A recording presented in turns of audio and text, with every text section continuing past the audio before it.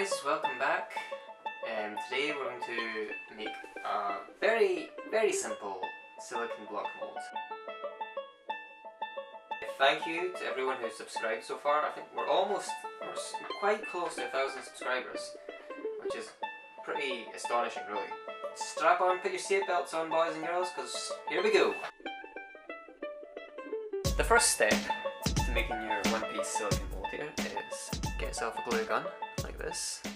Get these from anywhere really. And just pop a little bit of glue on your piece here. Maybe a little bit more than that. And just pop them down like that.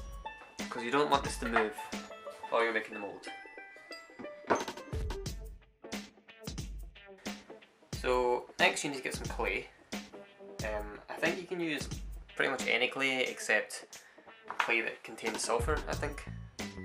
Could be wrong there. But I'm just using a bit of monster clay here, which is an oil-based clay. But you can use water-based clay or whatever.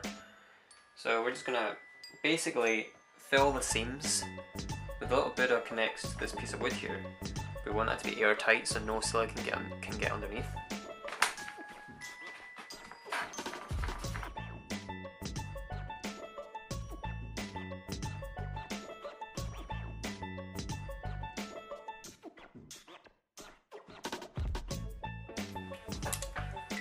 So in this step, we're basically just going to draw out some lines on this piece of wood to show where our walls are going to be.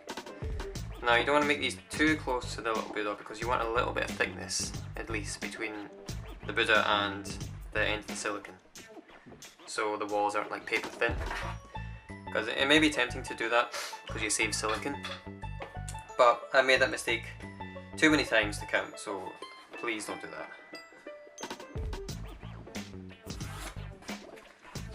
They don't have to be too thick. Maybe like, I'm not measuring here, I'm just kind of eyeballing it.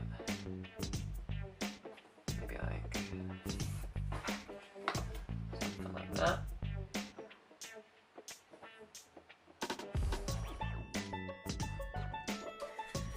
So this is where we glue our little walls around a little piece here.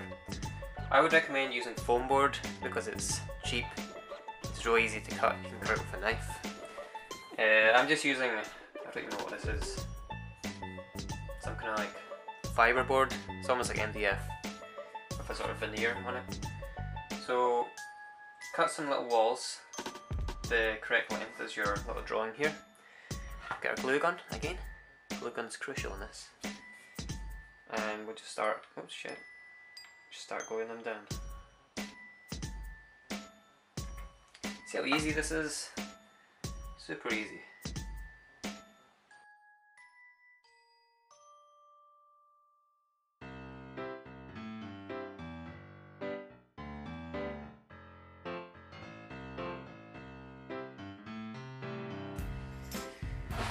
So we want to make sure this is 100% waterproof, or leak proof.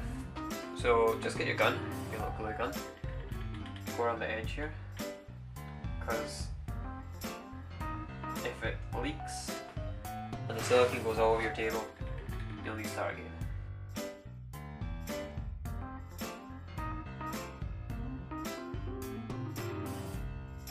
So this is when the silicone comes into play.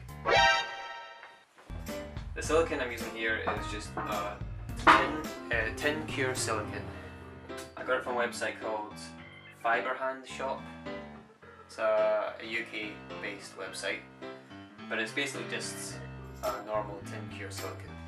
Now we'll need 2 cups, one for your silicone and one for your catalyst. We'll need some scales. Let's turn the scales on. Keeping up, this is where it gets complicated. You put the cup on the scale. You minus the weight of the cup, so it's 0. So the scale is now 0. We get our silicone and we pour it into the cup. We're not going to need too much, I'm just going to guess it. That's probably enough. The scales say 171. This silicon you need to catalyze by 10%. So what's 10% of 171, anyone? It's 17.1. So we get our new cup, pop in the scales, give it a little bit of a shake, pour some catalyst in until it says shit. So the next step is get your catalyst, pour it right into your silicon like so. Just start stirring it up.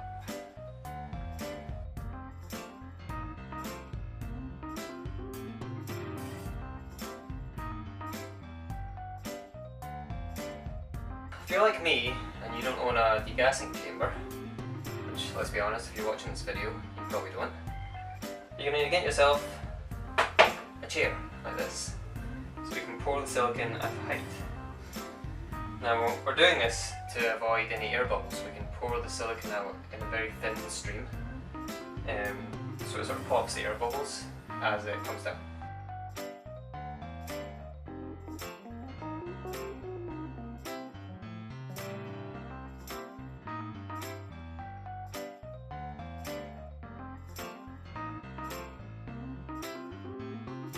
So once you've poured your silicon and it's cured, just like this, you'll want to get the silicon out of this little box mold. So I've just got a Stanley knife here. You can use any kind of blade, and basically you just want to cut right through the glue seams like this.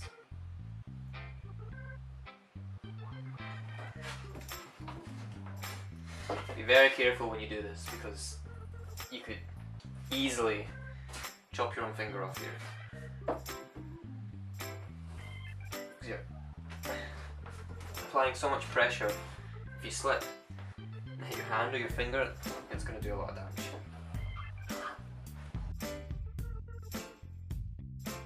Now we just need to get the little Buddha dislodged from the metal plate. So I'm just going to use this chisel here, try and wedge it underneath and just pop the Buddha off from the plate, like so. So our silicon mold is cured, we have it off the base plate. Now we just need to get the Buddha out of the mold, which is easy. You just get your thumbs and gently ease them out, like so. Careful not to damage the mold, and there we go, a lovely silicon mold. We're almost there, guys, we're almost there. So the next step is to cast into the mold we've just made. Today we're going to use some polyurethane fast cast resin. This is just, I got this from a place called Allscott in Glasgow. You're also going to need a stirring stick. And last but definitely not least, a respirator, because polyurethane is terrible for your lungs. So this particular polyurethane, and I think most polyurethane resins, are mixed 50-50.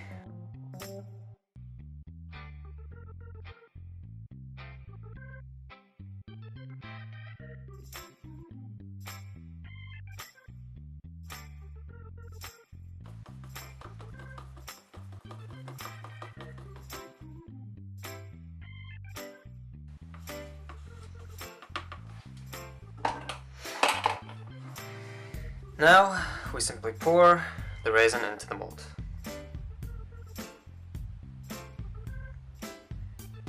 I've mixed up way too much here. I don't have a degassing chamber, so I'm just gonna sort of knock the mold on the table to knock out all those little air bubbles.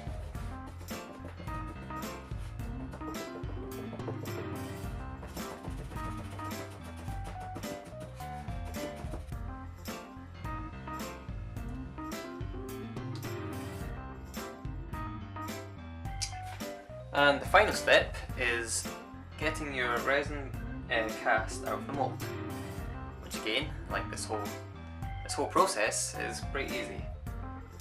Just gently pry away the edges.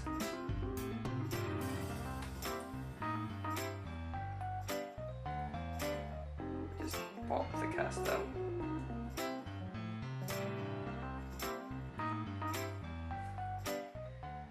Ta-da!